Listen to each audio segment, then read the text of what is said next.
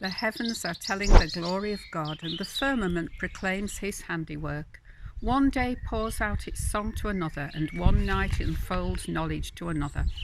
Well, on a beautiful morning like this, I find it easy to echo the words from the beginning of Psalm 19. Last Sunday, Becky preached on the Trinity, and she ended by reflecting on God's presence, his power, and his purpose in our lives. Like many people, I feel more aware of God's presence through his creation. Here in my garden, a wildflower garden, with the sound of bird song, the warmth of the sun, the gentle breeze, I'm aware of life and beauty, and all seems right with the world.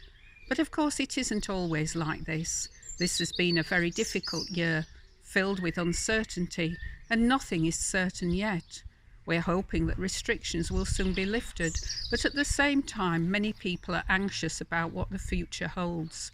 The hope of enjoying a summer holiday abroad seems to be receding. Those who've just been enjoying a half-term break in Portugal are now faced with having to quarantine on their return. Those who've booked a holiday in one of the countries on the green list for later in the summer are finding their plans in turmoil. And of course, some in other countries are in a much worse position, with numbers of infections and deaths continuing to rise.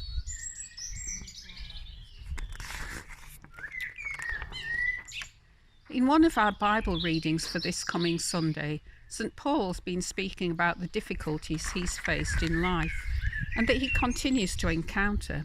He's getting older, he has health problems, his future is uncertain, but he says, "Therefore we do not lose heart. Though outwardly we are wasting away, yet inwardly we're being renewed day by day." Paul's strength and hope, the power that keeps him following God's ways and sharing God's love with others, comes from God's presence in his life. The confidence he has that Christ, through his Spirit, is always with him. The knowledge that he has a God-given purpose, and that in spite of any conflict or difficulties, he can hold on to the certainty that nothing can ever separate him from God's love. A prayer.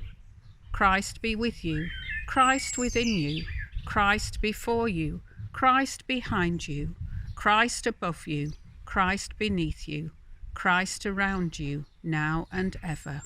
Amen.